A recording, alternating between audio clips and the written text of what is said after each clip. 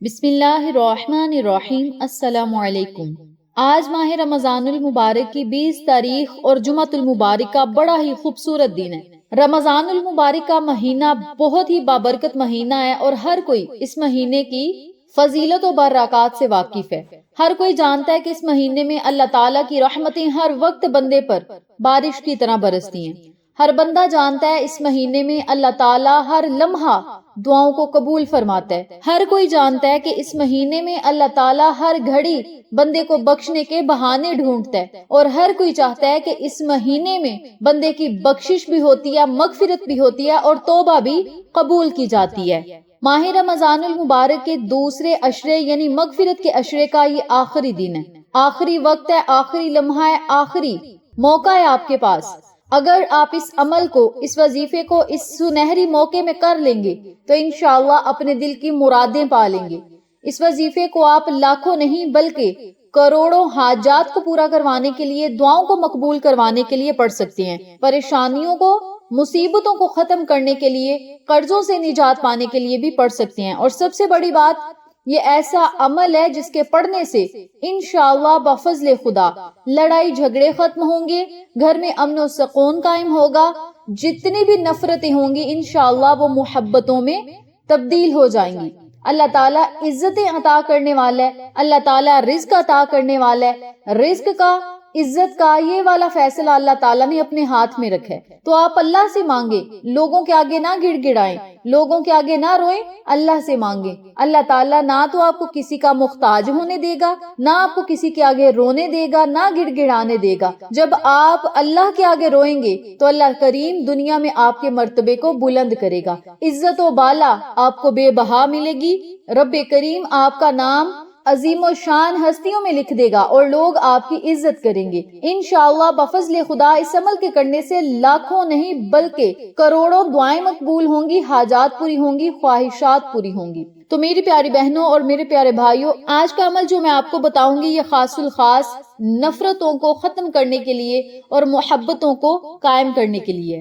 Number 2 پہ، اگر آپ کسی کے دل میں اپنی محبت ڈالنا چاہتے ہیں، لیکن محبت جائز ہونی چاہیے، محبت والدین کی ہو سکتی ہے، محبت بہن بھائیوں کی ہو سکتی ہے، محبت کوئی بھی ہو سکتی ہے، لیکن ہونی جائز چاہیے۔ ناجائز مقصد کے لیے اگر آپ یہ عمل کریں گے تو آپ کو نقصان ہوگا، کیونکہ اللہ تعالیٰ کے جتنے بھی صفات ہیں یا قرآن پاک کی جتنی بھی آیات ہیں، جتنی بھی صورتیں ہیں، یہ صرف نورانی کام کے لیے کی جاتی ہیں۔ اگر آپ نورانی کام سے ہٹ کر یہ اعمال کریں گے تو اللہ تعالیٰ کا آپ پر عذاب آئے گا، اللہ تعالیٰ آپ کو بہت زیادہ پھر ذلیل و خوار کرے گا اگر آپ برے کام کے لیے اس عمل کو کریں گے، یعنی کسی کے درمیان لڑائی جھگڑا کروائیں گے، یا کسی کے گھر میں فساد پھیلوائیں گے، یا پھر کسی کو ہنستے دیکھتے ہیں تو آپ ان میں نفرتیں قائم کروائیں گے، تو یہ آپ کا اپنا نقصان ہوگا، کیونکہ اللہ پاک کا ذکر صرف جائز اور نیک کاموں کے لیے کیا جاتا ہے۔ تو اس عمل کو، اس وظیفے کو آپ نے خاص الخاص محبتیں قائم کرنے کے لیے اور کسی کے دل میں اپنی محبت ڈالنے کے لیے پڑھنا ہے۔ اس کے علاوہ مجھے بہت سارے کامنٹس آتے ہیں کہ پسند کی شادی کا عمل بتائیں۔ بھائی آپ کوئی بھی عمل کر لیں، آپ کوئی بھی وظیفہ کر لیں، صرف یقین کامل ہونا چاہیے، تو اللہ تعالیٰ اس کے لیے وسیلے ہی وسیلے بنائے گا۔ تو آپ نے کیا کرنا ہے، جس بھی عمل کو کرنا ہے یقین کامل کے ساتھ پڑھنا ہے، انشاءاللہ بفضل خدا کامیابیاں آپ کے قدم چومیں گی، کامیابیاں آپ کا مقدر بن جائیں گی۔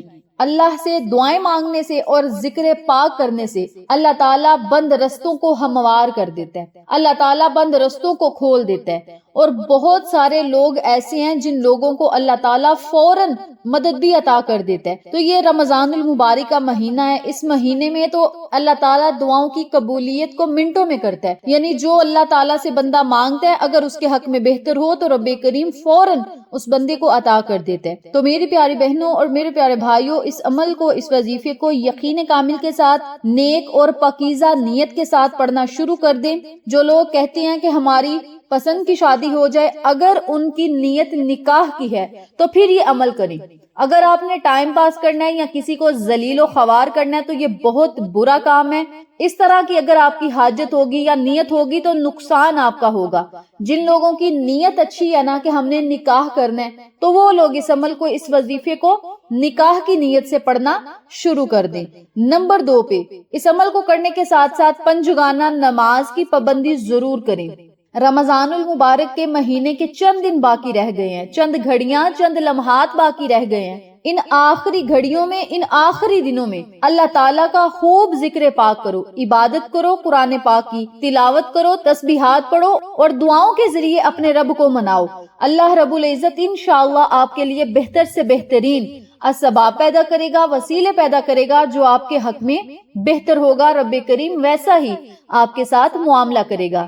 اس کے علاوہ صبر سے کام لیں اور یقین کامل کو پختہ رکھیں، جس طرح میں نے پہلے بھی ذکر کیا ہے۔ اللہ رب العزت بہترین وقت پر ہر دعا قبول بھی فرماتا ہے اور بندے کو ہر چیز عطا بھی کرتا ہے۔ تو صبر جو ہے وہ بہت بڑی چیز ہے۔ صبر کرنے والوں کو اللہ تعالیٰ میٹھا پھل عطا کرتا ہے، اور جب بندہ صبر کر جاتا ہے تو اللہ تعالیٰ اس بندے کی دنیا کو بھی سنوار دیتا ہے اور آخرت کو بھی سنوار دیتا ہے۔ تو میری پیاری بہنوں اور میرے پیارے بھائیوں، یہ چھوٹے چھوٹے جو کام میں نے آپ کو بتایا ہیں، یہ چھوٹی چھوٹی باتوں پر آپ نے دھیان رکھنا ہے۔ انشاءاللہ اس عمل کے کرتے ہی نفرتیں محبتوں میں تبدیل ہو جائیں گی انشاءاللہ۔ نمبر 3 پہ اگر کوئی میاں بیوی میں لڑائی جھگڑے ہیں، لڑائی جھگڑے بڑھتے جا رہے ہیں، گھریلو نچاکیاں بڑھتی جا رہی ہیں، تو لڑائی جھگڑوں کو ختم کرنے کے لیے اور ایک دوسرے کے دل میں پیار اور محبت قائم کرنے کے لیے بھی آپ اس عمل کو، اس وظیفے کو کر سکتے ہیں۔ اور یہ والے اعمال جو میں آپ کو بتاتی ہوں، یہ آقا علیہ الصلوۃ والسلام کے ساتھ منسوب ہے۔ نبی علیہ الصلوۃ والسلام کی خدمت میں ایک مرتبہ ایک عورت آئی اور کہنے لگی، یا رسول اللہ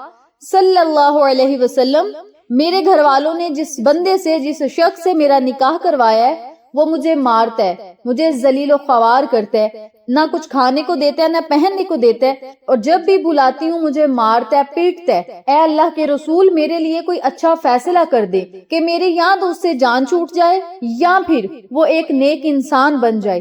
تو نبی علیہ الصلوۃ والسلام نے اللہ تعالیٰ سے دعا کی کہ اے اللہ، اس عورت کے، اس بندی کے نصیب کو اچھا کر دے اور اس کے شوہر کو نیک کر دے۔ تو نبی علیہ الصلوۃ والسلام تو اللہ رب العزت کے بہت ہی نیک بندے اور رسول تھے۔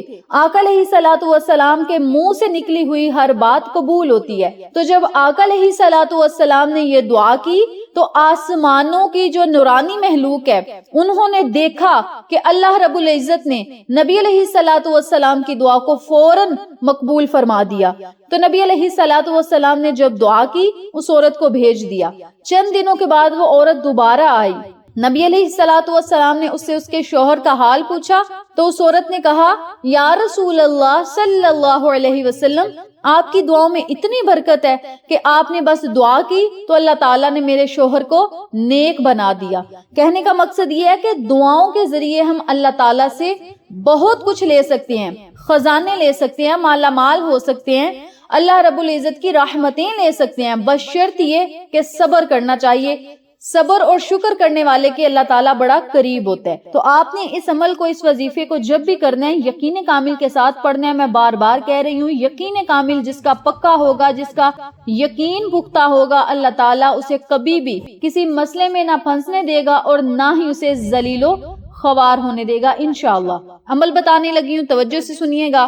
جس بھی مقصد کے لیے کریں گے، نیت کو اپنے ذہن میں رکھنا ہے اور اس عمل کو آپ نے آج جمعۃ المبارک کے دن سے پڑھنا شروع کر دینا ہے۔ اس وظیفے کو آپ ماہ رمضان المبارک کے آخری عشرے میں ایک جمعہ آئے یا 2 جمعہ آئے، ان جمعۃ المبارک کے دن بھی کر سکتے ہیں۔ اس کے علاوہ ہر جمعرات اور جمعہ کو یہ عمل کرنے سے انشاءاللہ بفضل خدا برکتیں ہی برکتیں ہوں گی۔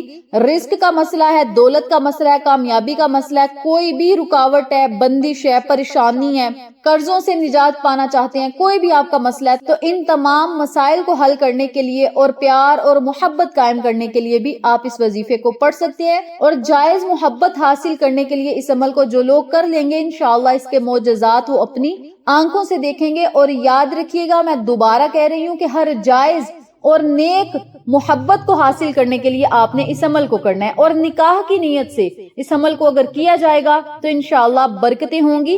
یہ فرمان مصطفیٰ صلی اللہ علیہ وسلم ہے۔ سب سے پہلے آپ نے جمعۃ المبارک والے دن وضو کرنا ہے۔ وضو کرنے کے بعد آپ نے 3 مرتبہ درود ابراہیمی پڑھنا ہے۔ درود ابراہیمی پڑھنے کے بعد آپ نے 101 مرتبہ یا ودودو یا لطیفو یا رحیمو، یا ودودو یا لطیفو یا رحیمو، یا ودودو یا لطیفو یا رحیمو، ان تینوں ناموں کو اکٹھا پڑھ کر ایک تصور کرنا ہے اور پھر آپ نے 101 مرتبہ ان ناموں کو پڑھنا ہے۔ یا ودودو اے پیار اور محبت والے، یا لطیفو اے لطف و کرم والے، یا رحیمو اے رحم کرنے والے مالک۔ جب آپ نے اللہ تعالیٰ کو ان تین خوبصورت صفات سے پکارنا ہے تو اللہ تعالیٰ کی رحمت جوش مارے گی۔ جب آپ نے اللہ تعالیٰ کو کہنا ہے اے پیار اور محبت والے، اے لطف و کرم والے، اے بڑا رحم کرنے والے، تو اللہ تعالیٰ کی رحمت جوش مارے گی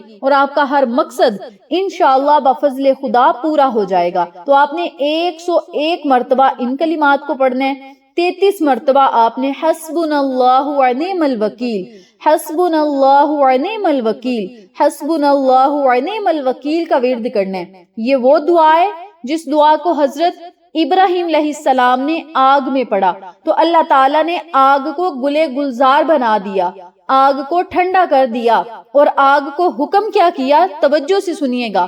اللہ تعالیٰ نے آگ کو حکم کیا کہ اے آگ ٹھنڈی ہو جا، اتنی بھی ٹھنڈی نہ ہونا کہ میرے ابراہیم کو ٹھنڈ لگ جائے۔ رب کریم نے آگ کو یہ حکم دے دیا، صرف ابراہیم علیہ السلام کا یہ توکل تھا کہ میں نے یہ قرآن کی آیت پڑھنی ہے، حسبنا اللہ و نعم الوکیل، ان کا یہ ایمان تھا، ان کا یہ یقین تھا کہ میں نے اس آیت مبارکہ کو پڑھنا ہے تو اللہ تعالیٰ کی غیبی مدد آ جانی ہے۔ تو وہ آگ سے نہیں ڈرے، نمرود نے آگ میں پھینک دیا انہیں، لیکن انہوں نے کیا کیا، حسبنا اللہ و نعم الوکیل، حسبنا اللہ و نعم الوکیل، وہ یہ آیت مبارکہ پڑھتے رہے، اللہ تعالیٰ نے انہیں مدد عطا کر دی۔ اگر وہ آیت نہ پڑھتے تو وہ آگ میں ہی رہتے، انہوں نے یہ آیت پڑھ لی تو اللہ تعالیٰ نے مشکل حالات سے انہیں باہر نکال دیا۔ ایک زندہ کو آگ میں ڈالا جائے یہ کوئی عام بات نہیں ہے، اور وہ نبی تھے اور ان کا یقین تھا، توکل تھا اپنے رب پہ کہ میں نے اللہ کو پکارنا ہے تو غیبی مدد آ جانی ہے۔